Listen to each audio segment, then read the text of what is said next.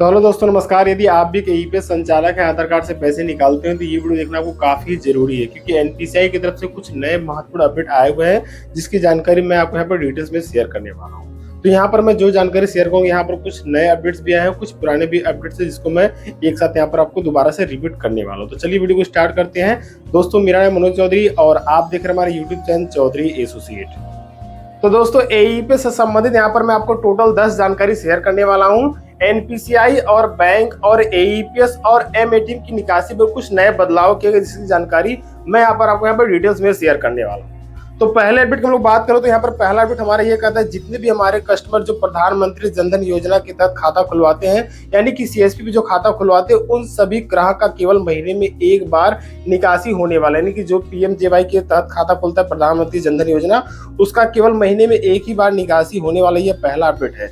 दूसरे अपडेट की हम लोग बात करें, दूसरा अपडेट हमने पहले ही बता रखा था। इसमें दूसरा अपडेट यह है कि स्टेट बैंक ऑफ इंडिया का निकासी जो अधिकतम केवल आप 9,900 तक का ही आप कर सकते हैं। जैसा कि काफी लोग 10,000 विड्रॉ करते हैं तो वहां पर ट्रांजैक्शन लिमिट का एरर आता है, नहीं निकल पाता है।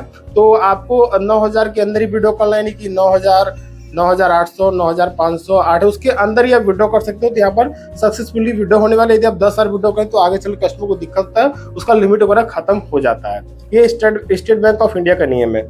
तीसरे अपडेट की हम लोग बात कर ले तो यहाँ पर bank of India, Canara bank, central bank का निकासी एक टर्मिनल से केवल एक ही बार में होने वाला है, या यूं हम कह सकते हैं कि एक आईडी से केवल महीने में एक ही बार हो सकता है। या सिंपल सी भाषा में लोग बात करें, आप एग्जांपल समझ सकते हैं कि आप यदि स्पाइस मनी चला रहे हैं तो स्पाइस मनी जो सर्वर है पावर बाय यस बैंक का है, ठीक है।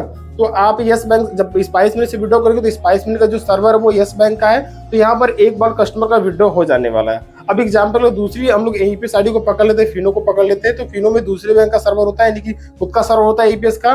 तो वहां पर अब कस्टमर विड्रॉ करवाता है केनरा बैंक या बैंक ऑफ इंडिया का, सेंट्रल बैंक का, तो उस कस्टमर का निकासी वहां पर सक्सेसफुली हो जाने की, वहां पर टर्मिनल चेंज हो चुका हुआ है। उसी तरह एग्जाम्पल हम लोग पे नियर बाय या रोनेट को मान लेते हैं कि आप रोनेट से पैसा विड्रॉ करेंगे तो वहां पर विड्रॉ नहीं होना, क्योंकि यहाँ पर क्या है कि आपने जब स्पाइस मनी से विड्रॉ किया तो स्पाइस मनी का server power bye yes bank था, और पे नियर बाय और साथ में यहाँ पर रोनेट का भी सर्वर जो होता है वो हाल फिलहाल में यस बैंक का ही चलता है। तो अगर यस बैंक का सर्वर उसका भी है और आपका स्पाइस मनी का भी सर्वर एक ही है, तो आपने स्पाइस मनी यानी यस बैंक से अगर विड्रॉ कर लिया है तो अगले एईपीएस आईडी से आपका विड्रॉ नहीं होने वाला। तो आपको आईडी चेंज करने से कोई मतलब नहीं पड़ने वाला। बस आपको ये ध्यान में उस बैंक का टर्मिनल किस सर्वर से चल रहा है, ठीक है, मतलब उस आईडी का, उस कंपनी का कौन सा टर्मिनल चल रहा है। तो अभी स्पाइस में आपको 2 सर्वर देखने को मिल जाता है, कभी कभी को एनएसडीएल का सर्वर देखने को मिल जाता है और कभी कभी आपको एस बैंक का सर्वर देखने को मिल जाता है। तो इसी तरह एग्जांपल मान सकते हैं, एक बार आप यस बैंक के सर्वर से विड्रॉ कर सकते हैं, एक बार आप उससे विड्रॉ कर सकते हो एनएसडीएल से। इसी तरह आप बार बार चेंज करके अलग अलग टर्मिनल से अलग अलग चेंज कर सकते हैं। तो आईडी चेंज करने से नहीं होता है, बस आपको सर्वर में ध्यान रखना है कौन से आईडी में किस बैंक का सर्वर चल रहा है। अब हम लोग बात कर लेते हैं यहाँ पर चौथे अपडेट के बारे में। चौथा अपडेट हमारा ये करा है कि बैंक का बड़ौदा और सेंट्रल बैंक का निकासी एरिस मशीन से 100% होने वाला अभी हो भी रहा है। तो आप बैंक का बड़ौदा सेंट्रल बैंक का निकासी करना चाहते हैं तो एरिस डिवाइस से कर सकते हैं। अब हम लोग बात कर लेते हैं 5वें अपडेट के बारे में। तो 5वां अपडेट हमारा ये कहता है, किसी भी बैंक का निकासी 24 घंटे में केवल एक ही बार होने वाला है। जैसा कि आप सभी लोग को होता है, पहले क्या होता था, एग्जाम्पल की मानिए आपने शाम को 7 बजे आपने कैश विड्रॉ कर लिया, तो अगले दिन आप 12 बजे के बाद यानी सुबह मॉर्निंग के बाद यानी 5 बजे के बाद आप कभी भी विड्रॉ कर पा रहे थे, आपका सक्सेसफुली विड्रॉ हो जा रहा था। लेकिन अभी नियम क्या हो गया, अगर आप शाम के 7 बजे विड्रॉ कर दे तो अगले दिन आप शाम के 7 ही बजे विड्रॉ कर पाएंगे। अगर आप मॉर्निंग में 10 बजे करते तो अगले दिन मॉर्निंग में केवल 24 घंटे में एक ही बार आपका विड्रॉ होने वाला है। तो ये 5वां अपडेट हमारा कहता है। अब हम लोग बात करें 6ठे अपडेट के बारे में। तो 6ठा अपडेट हमारा ये कहता है कि एरिस मशीन से यहाँ पर निकासी पर एजेंट का कोई भी बार बार सत्यापन नहीं होने वाले। एरिस डिवाइस से अब कस्टमर कैश विड्रॉ करते हैं तो यहाँ पर एजेंट का जो हमारा स्पाइस मनी अधिकारी है, किसी भी मतलब एईपीएस का जो हमारा संचालक है, उसका यहाँ पर बार बार 2FA नहीं होने वाला है एरिस डिवाइस से। एरिस डिवाइस से केवल कस्टमर का ही केवल ऑथेंटिकेशन होने वाला है। तो यहाँ पर सक्सेसफुली विड्रॉ कर सकते हैं। यदि आपको बार बार समस्या आ रही है, आप शॉप पे नहीं है, आप कहीं जा रहे हैं, आपके घर पे आपका वही भाई चला रहा है, तो आप एरिस के माध्यम से वहां पर पैसा विड्रॉ कर पाएंगे, ठीक है। अब हम लोग बात कर लें 7वें अपडेट के बारे में। 7वें अपडेट का जानकारी मैं पहले से भी शेयर कर रखा था, लेकिन एक बार आपको दोबारा शेयर करता हूँ। M80 सिर्फ 24 घंटे में केवल एक ही बार होगा, जो कि अधिकतम 10,000 तक आप विड्रॉ कर सकते हैं। ये 7वां अपडेट हमारा कहता है। अब हम लोग बात कर लेते हैं 8वें अपडेट के बारे में। 8वां अपडेट काफी लोग को पता है, ये काफी से लोगों को जानकारी मतलब दी जा रही है दिन पे दिन, और ये 30 जून तक होने वाला है। तो 30 जून तक जो L0 डिवाइस हमारी है, यानी कि जो L डिवाइस हमारी चल रही है, वो काम करना बंद कर देगी, और जो हमारा 1 जुलाई से वो L1 डिवाइस काम करेगा।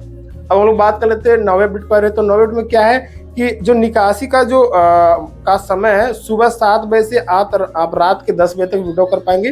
पहले ये ज़्यादा था, मॉर्निंग 5 बजे से लेकर रात के 11 बजे के आसपास होता था, बट अभी जो है सुबह 7 बजे से लेकर रात के 10 बजे तक आप एईपीएस पे काम कर पाएंगे। उसके बाद आपका एईपीएस वर्क करना बंद कर देगा। अब हम लोग बात करें 10वें अपडेट का। 10वां अपडेट ये है, काफी महत्वपूर्ण अपडेट है आपको, मतलब ये बहुत पहले से ही बताया जा रहा है, ये पुराना जानकारी को शेयर किया जाता है बार बार।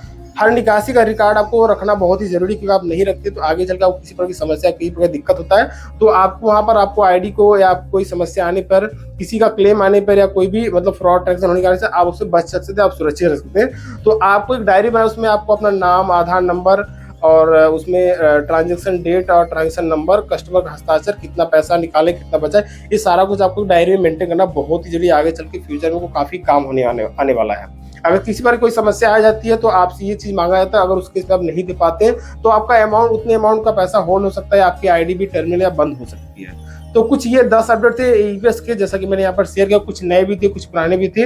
आशा करता हूं कि जानकारी आपको जानकारी अच्छा लगता है तो वीडियो को लाइक कीजिए, अपने दोस्तों में शेयर कीजिए ताकि उनको भी जानकारी लग सके। मैं मिलता हूँ किसी नई वीडियो के साथ, तब तक के लिए जय हिंद, वंदे मातरम।